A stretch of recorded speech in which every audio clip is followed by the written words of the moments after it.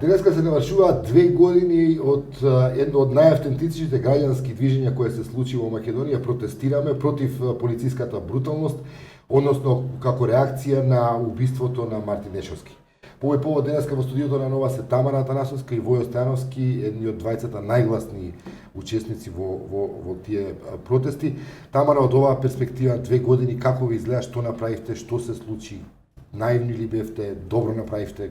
Која е вашата Првичната реакција која преземаа граѓаните тогаш пред 2 години на овој ден беше сосема легитимна во тој момент, затоа што целосно беше исклучено било каков правен пат или да не знам институциите се отворени кон нив. Значи беше медиумите провладени објавија дека му се слушало, не постоеше во билтенот, само гласини се ширија, граѓаните може само да излезат и да го искористат улицата како начин на протест. За тој протест продолжи 40 дена, секој ден, можеби да, тоа беше малку наивно и можеби требаше повеќе демократски механизми да се вклучат во тој момент, али тоа беше за повеќето луѓето кои беа вклучени таму, прв пат им се случуваше такво нешто. Околу наивноста прашав затоа што нели протестиравте, бевте на улица, бевте повеќе собрани, не го постигнавте тоа што го баравте. Да, вистина дека не го постигнавме тоа што го баравме, но сепак еве како една добивка да сметаме дека не дозволивме системот да заташка едно убиство кое негов припадник го направил, односно припадник на МВР. Како и да барањата за внатрешна контрола, за хиерархиска одговорност и така натаму не беа остварени. Да. Од повторно од оваа перспектива гледано, дали тие протести беа целосно, мислам, спонтани или беа делумно, како што имаше обиди да бидат обвинети во обид на дискредитација на целото движење, дека се тоа протести кои се манипулираат од ваков или онаков центар на мој политички или не знам каков опозицијски и така натаму. Протестите се случија најспонтано што можеше да се случат. Значи очевидците кои таа вечер виделе како се случува убиството, споделиле со своите пријатели, а некои од нив биле похрабри и еве ја контактирале тогаш на еден за да се чекаат на фонтана и да ја споделат таа информација. Во исто време повикуваат кај своите пријатели да дојдат да ги поддржат, пријателите повикуваат јавно, што излезе на социјалните мрежи. И така се собраа 150 Во почетокот, дали после тоа како се развиваше целата работа, јас сеќавам бев на некои од оние дебати кои ги организиравте од некај мајка Тереза, имаше се и се што имаше така обиди на релативизирање на целата приказка. Имаше луѓе кои подоцна се уфрлија од ваму и од таму? Еве Воја на пример. Јас дојдов покасно во движењето затоа што бев на приставострадство, меѓутоа прашањето мислам дека се однесува за надворешни притисоци, претпоставам тоа мислите под уфрлање. Така уфрлање. Се разбира дека имаше тоа за нашето општество не е ништо ново.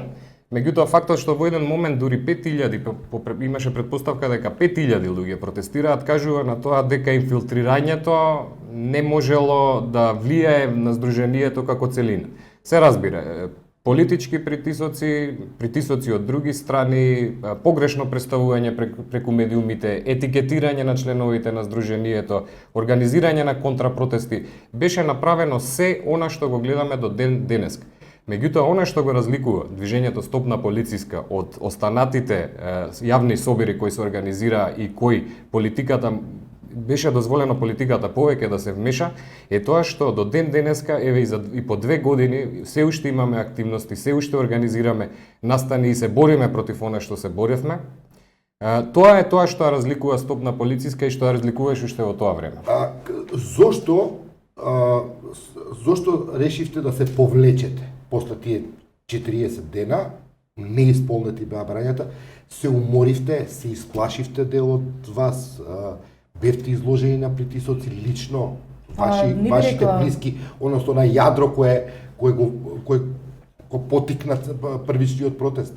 Мислам дека не беа толку притисоци или било какви надворешни влијања, нормално игнорирањето и сето тоа уморува и истоштува, ама и начинот на кој ние протестиравме, на кој изразувавме револт, беше протестот на улица.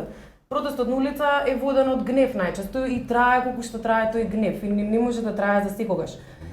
После тие 40 дена веќе се разводни целата работа и почна да опаѓа бројност и беше логично да престанат протестите на улица, но како што кажа Воја, ние не сме се откажале движењето ни професионално да постои, туку прави користи други механизми за да ги оствари своите цели. Да, околу тоа, значи, велите дека продолжувате да работите на целите кои ги имавте поставено тогаш со други форми. А кои се формите сега? Што понатаму за да дојдете до тоа што пред 2 години го дефиниравте? Едно од работите на пример е онаа надворешна контрола на полицијата. Односно обид полицијата да биде контролирана од некакви си експертски тела. Едноставно МВР да не се контролира самото себе. Да, за да се спречат, нели да, за да се превенира во иднина такви случаи. Како мислите дека тоа може да се оствари во една ваква констелација каква што имаме сега? Тоа се уште останува нашето главно неостварено барање. Во Македонија има 3 вида на контрола над полицијата. Тоа е собранието преку анкетната комисија за човекови права, народниот правобранител и секторот за внатрешна контрола. Народниот правобранител за жал може само да укажува, да ги упатува, да ги скара условно кажано полицајците, не треба така да правите и тука завршува.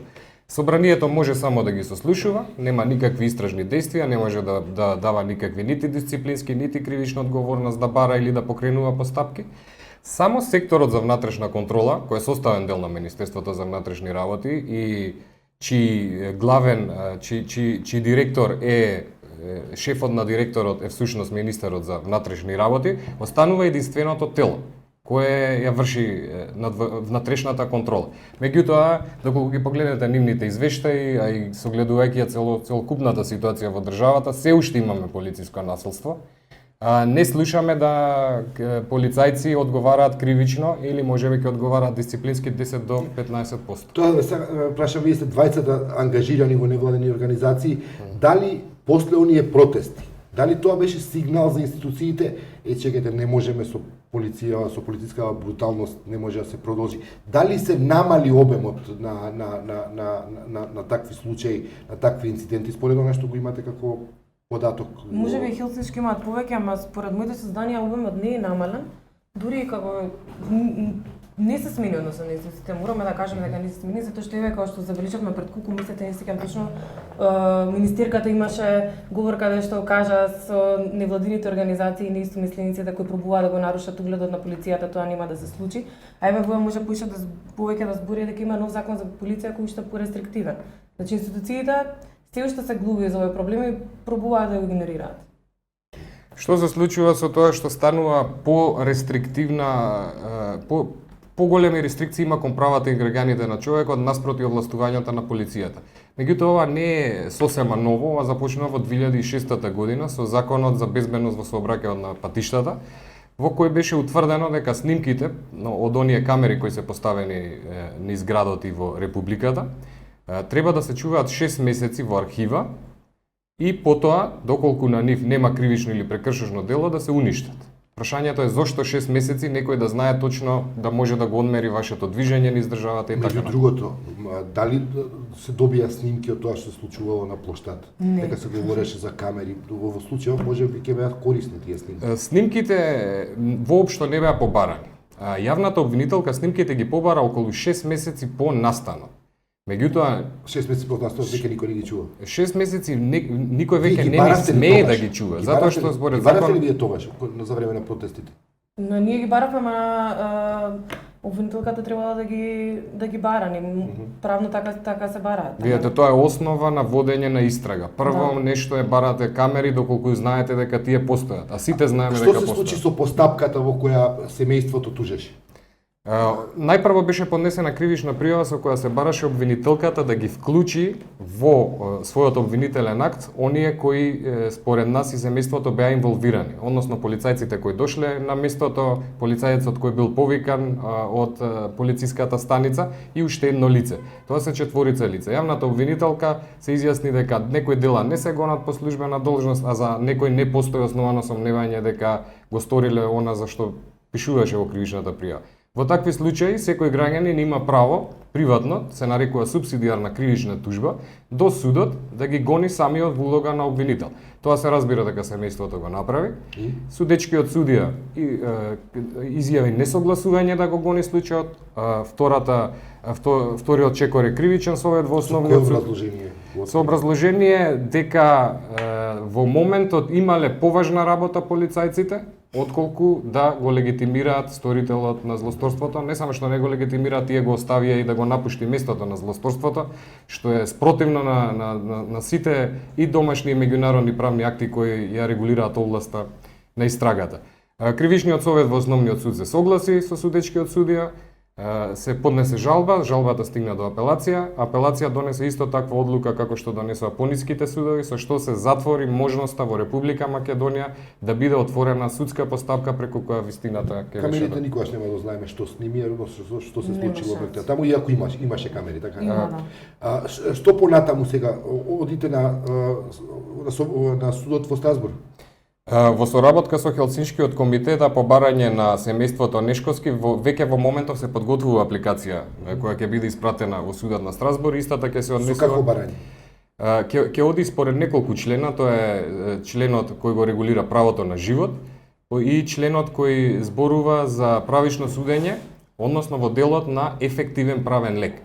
Во Страсбург, судот во Страсбург има воспоставено пракса кој вели дека доколку вие немате механизми преку кои може да се докаже на судски начин вистината, државата може да биде тужена од страна на оние кои се заинтересирани. Ние во Македонија имаме механизми, имаме, како што кажав, судечки судија, кривичен совет, апелација, меѓутоа во случајов тие не може да се сметаат како ефективни правни механизми. Зашто очекуваме дека Страсбург ќе се изјасни и ќе каже дека судењето требало да започне, што пак значи можност во иднина после евентуална таква пресуда на на судот за човекови права во Страсбург да отпочне и нова постапка, затоа што делото убиство не застарува така лесно.